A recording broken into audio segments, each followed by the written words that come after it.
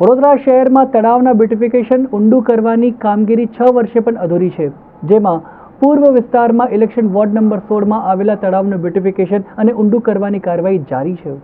શહેરના પૂર્વ વિસ્તારમાં ઇલેક્શન વોર્ડ નંબર 16માં આવેલા તળાવનું બ્યુટિફિકેશન અને ઊંડું કરવાની કાર્યવાહી હમણાં પણ જારી છે. જોકે છેલ્લા કેટલાય વખતથી સ્થાનિક રહીશો હેરાન થઈ ગયા છે, પરંતુ હજી પણ આ વર્ષે આ કામગીરી પૂરી થવાની શક્યતા નહીવત હોવાથી આ કામગીરી ચોમાસા બાદ પૂરી થશે. તળાવને શક્યતા ઊંડું કરવા સહિત ચારે બાજુ દિવાલ બનાવવાનું પણ કામ શરૂ કરાયું છે. અત્રે નોંધનીય છે કે ઇલેક્શન વોર્ડ નંબર 16ના સ્થાનિક રહીશો આ વિસ્તારના તળાવ બ્યુટિફિકેશન અને ઊંડું કરવાની માંગ સતત કરી રહ્યા હતા, જેથી સ્થાનિક કોર્પોરેટર સ્નેહલબેન પટેલ અને ઘનશ્યામભાઈએ આ અંગે પાલિકા સભામાં રજૂઆત પણ કરી હતી. આમ છતાં પણ તળાવ બ્યુટિફિકેશન અને ઊંડું કરવાની કાંઈ કામગીરી થતી ન હોવાના આક્ષેપ કર્યા હતા. દરમિયાન તળાવની કામગીરી અંગે ડેપ્યુટી મેયર ચિરાગ બારોટે પાલિકાના સ્થાનિક અધિકારીઓ સાથે સ્થળ મુલાકાત લીધી હતી. આ અંગે તેમણે જણાવ્યું કે બ્યુટિફિકેશન અને તળાવ ઊંડું કરવાની કામગીરી ચાલુ જ છે, પરંતુ પ્રમાણમાં કામગીરી ધીમી હોવાથી કોન્ટ્રાક્ટરને ચીમકી પણ આપી હતી.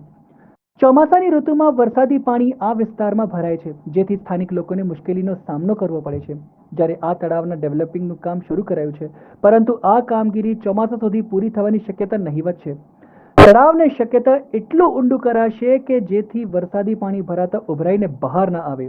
ઉપરાંત તળાવના બ્યુટિફિકેશન બાબતે ચારે બાજુ દિવાલ પણ કરવામાં આવશે. જોકે આ વર્ષે ચોમાસા સુધીમાં આ કામગીરી પૂરી થવાની કોઈ શક્યતા નથી જણાતી, જેથી શાની લોકોને વધુ એકવાર આ વર્ષે પણ મુશ્કેલીનો સામનો કરવો પડશે. કે આ વિસ્તારમાં આ તળાવમાં પાણી ઉભરાય છે અને આજુબાજુની સોસાયટીવાળા હેરાન થાય છે, તો કોર્પોરેશને ઓલરેડી આ તળાવનું ડેવલપમેન્ટનું કામ લીધેલું છે અને તળાવ ઊંડું કરવા માટે પણ કામગીરી અત્યારે ચાલુ છે.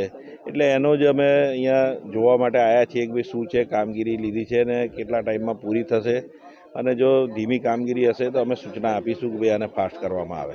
હવે અત્યારે તળાવની કામગીરી તો ચાલુ થઈ ગઈ છે, પણ એટલી ધીમી ગતિએ ચાલે છે કે જો એક જ જેસીબી કામ કરે, બે ટ્રેક્ટર કામ કરે તો આ કામ હવે વરસાદ પડશે ત્યારે વળી પાછું પાણી ભરાઈ જશે. પાણી રોડનું લેવલ અને આ ભરવાડવાસ અને પ્રથમ રેસિડન્સી બધું જ પાણીમાં હશે. એટલે મારું કહેવું એટલું જ છે કે જલ્દીથી કામગીરી પૂરી થાય.